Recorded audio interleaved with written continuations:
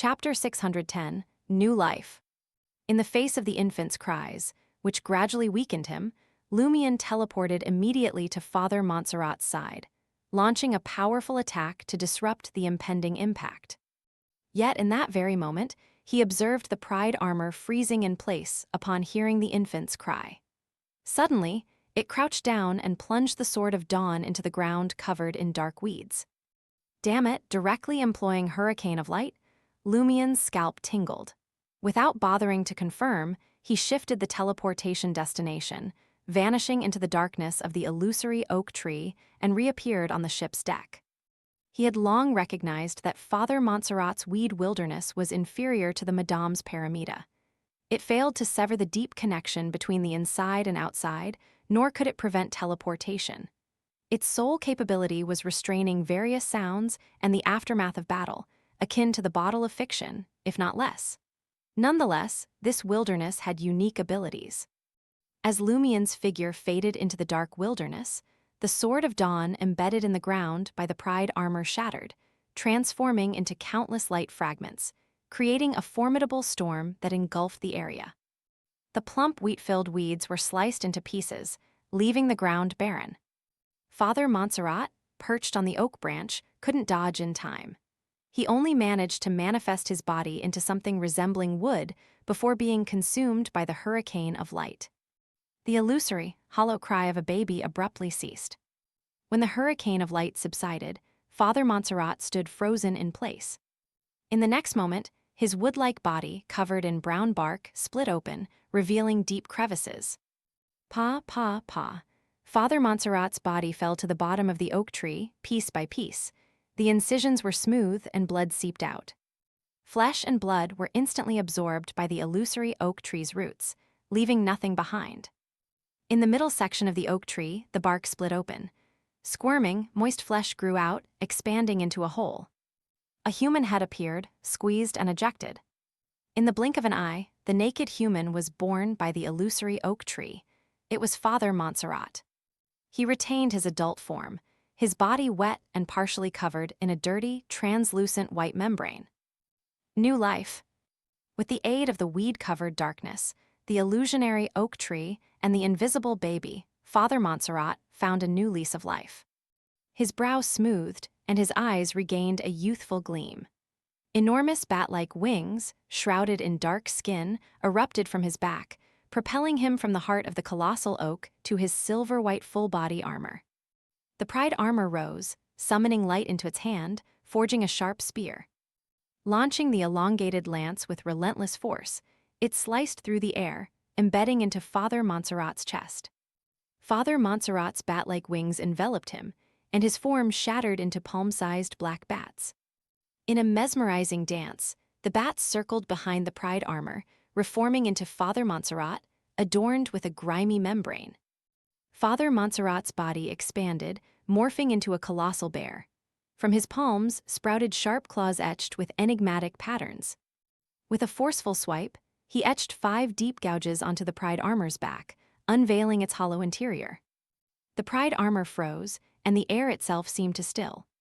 Before Father Montserrat could launch another assault, he noticed the silver-white full-body armor pivoting without warning. Condensing hammers, axes, and flails made of light, it slashed at Father Montserrat frenziedly. Father Montserrat lowered himself, shrinking to the cleared ground, inching towards the illusionary oak tree. The ground beneath him caved, forming a rift. In that moment, Lumion, sensing the end of the Hurricane of Light, teleported back into the darkness. To his surprise, Father Montserrat stood unscathed, devoid of the brown priest's attire. Undeterred, Lumion retrieved the symphony of hatred bone flute from his traveler's bag. Seizing the moment, while the Pride armor entangled Father Montserrat, preventing the transmission of sound to the outside world, Lumion aimed to play a melody learned from Port Santa's various celebrations, composed by a Church of Earth Mother Saint for a bountiful harvest. Typically, Lumion would don the flog boxing gloves, teleport closer, stimulate some desire or emotion in Father Montserrat through a punch, and then play the symphony of hatred to trigger flog's aftereffects. However, Lumion abandoned this well-practiced routine. The peculiar illusionary oak tree on the battlefield gave him pause. Father Montserrat had carried an invisible baby, possibly a child of God. Wearing the flog boxing gloves could attract attention and danger. If the Great Mother perceived it and allowed the child of God to breach the illusory reality barrier to confront him, the consequences would be dire. Moreover, Lumion suspected that heretics like Montserrat harbored evident psychological issues, making their mental states unpredictable. Playing the symphony of hatred directly could exploit this vulnerability, much like how he and Mr. K detested hearing others play the symphony of hatred. Uncertain about which weakness might be triggered or the ensuing changes, Lumion planned to roll with the uncertainties.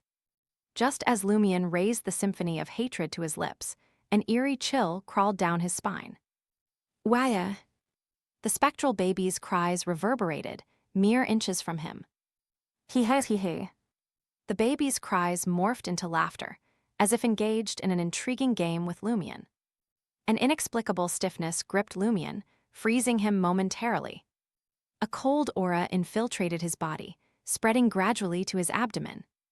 As his life began to ebb away, merging with the cold aura, the baby in his ear oscillated between mournful wails and gleeful laughter. Without hesitation, Lumion plunged his consciousness into his right hand, activating Blood Emperor Alista Tudor's residual brand. A violent and frenzied aura erupted from Lumion, enlarging him without relying on his compression strength. Tangible bloodlust filled the air. The invisible baby's cries and laughter abruptly ceased, and the coldness invading Lumion's body dissipated under the searing sensation. The dark wilderness swayed, casting a faint glow. Lumion, in control, terminated the activation and blew into the black bone flute with blood-colored holes. A noticeably jubilant melody echoed, stunning Father Montserrat, locked in battle with the Pride armor. His face twisted in indescribable agony. Witnessing the silver armor wielding a staff of condensed light, Father Montserrat instinctively reached out, pointing at the adversary's feet. Countless vines, weeds, and tree branches sprouted rapidly, entwining the Pride armor and impeding its movements. Amidst the cacophony of crashing branches and tearing vines, the Pride armor advanced laboriously, slowed by the entanglement. Father Montserrat locked eyes with Lumion, and in a pained plea shouted, "Run! The child of God can't be killed." Run, WH. Lumion realized Father Montserrat seemed more grounded than before. The warmth in his gaze, the familiarity of home, replaced by agony and conflict. "Run!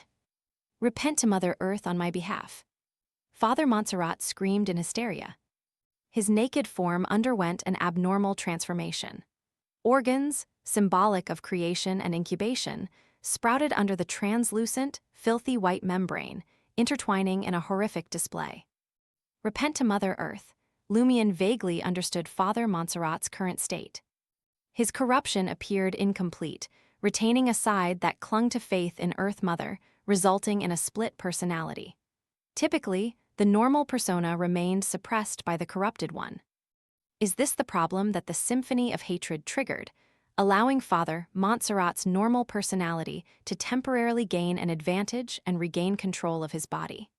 Lumion sighed, but this didn't prevent him from condensing crimson fireballs that were nearly white, launching them towards the mutated Father Montserrat. Montserrat's countenance shifted between frigidity and anguish. His body alternated between evasion and restraint. With all his might, he exclaimed, "The child of God cannot be killed, only banished." As Father Montserrat spoke, the crimson fireballs, nearly white, exploded upon him. The silver-white Pride armor breached the obstruction of vines and branches, charging forward with a light-conjured staff. Rumble! Upon the fireball's detonation, the fallen Father Montserrat wrested control of his body, attempting to retreat underground. In that instant, Lumion materialized behind him, brandishing the black bone flute. Lumion teleported into the explosion's epicenter, unconcerned about the potentially severe injuries from the formidable shockwave. The fireball was a decoy. The true lethal strike he primed was the symphony of hatred. Lumion thrust the black bone flute, with blood-colored holes, into Father Montserrat's diminishing neck. Rumble. The expanding flames engulfed them both.